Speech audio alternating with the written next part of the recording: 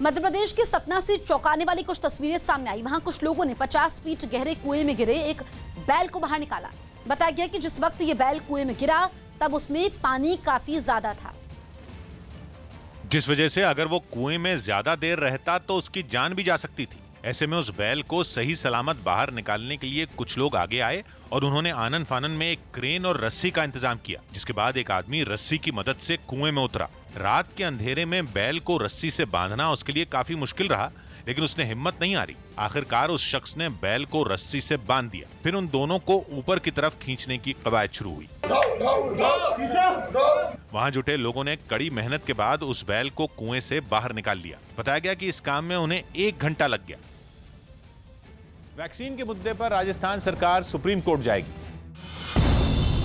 राजस्थान सरकार ने बताया कि कोरोना वैक्सीन के मुद्दे पर वो सुप्रीम कोर्ट में एक याचिका दाखिल करेगी।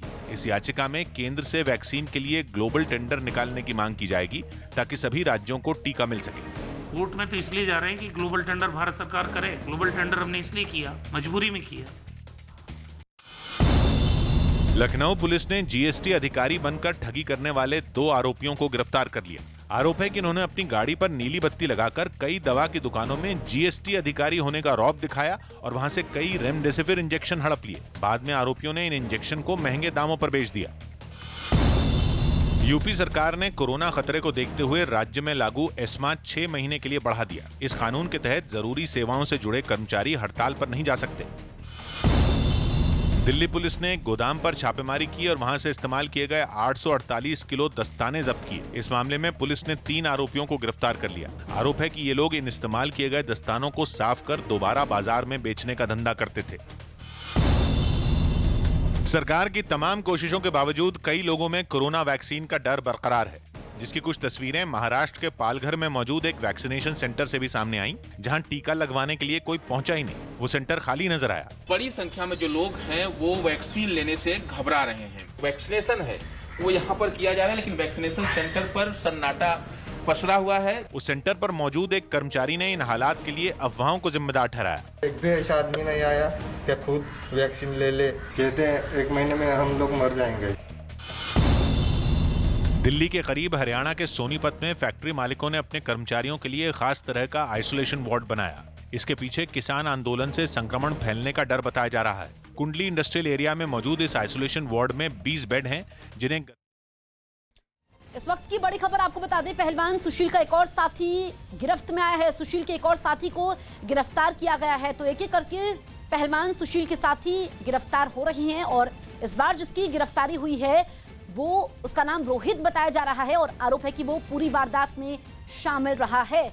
अभी तक जो गिरफ्तारियां हुई हैं उसमें सुशील समेत कुल 8 आरोपी गिरफ्तार हो चुके हैं। तो दिल्ली के सागर पहलवान की हत्याकांड में सुशील कुमार आरोपी है और अब सुशील का साथी रोहित करोर भी गिरफ्तार किया गया है। रोहित पर आरोप है कि वो पूरी वारदात में शामिल था। अभी तक इस मामले में 8 लोग और गिरफ्तार हुए हैं, क्योंकि जो पहलवान सागर की हत्या हुई थी उसमें ये बात सामने आई थी कि बदला लेने के लिए सुशील ने सागर की हत्या की और बेइज्जती का बदला लेना वो चाहता था। अब जो सुशील करोर है ये 4 मई को हत्या वाले दिन वारदात में शामिल था और उसी जगह पर था, ये उस पर आरोप है। और चंडीगढ़ कनेक्शन भी सामने आया था। तो पहलवान सुशील कुमार, क्योंकि हमने देखा कि सुशील की मां की तरफ से याचिका भी दाखिल की गई है जिसमें कहा गया है कि इस केस का मीडिया ट्रायल बंद होना चाहिए। हालांकि उस याचिका पर सुनवाई होनी है, लेकिन अभी जो अहम जानकारी है, क्योंकि सुशील के कई साथी एक एक करके गिरफ्तार हो रहे हैं। जो पूछताछ में सुशील कुमार ने बताया कि किन किन लोगों ने सुशील की मदद की थी और वारदात में कौन कौन लोग शामिल थे। अभी तक 8 आरोपी गिरफ्तार हो चुके हैं।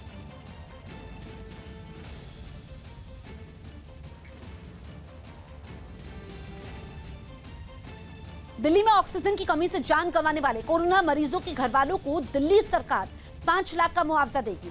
इससे पहले दिल्ली सरकार कोरोना से जान गंवाने वाले लोगों के घर वालों को 50,000 के मुआवजे का ऐलान भी कर चुकी है। लेकिन ये 5 लाख का मुआवजा उस ऐलान से अलग है।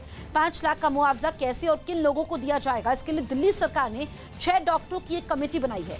ये कमेटी लोगों की शिकायतें सुनने के अलावा ये भी देखेगी कि जिन अस्पतालों में ऑक्सीजन की कमी से कोरोना मरीजों की मौत हुई थी वहां ऑक्सीजन की सप्लाई कैसी थी और अस्पताल में ऑक्सीजन ठीक तरीके से इस्तेमाल की जा रही थी या नहीं।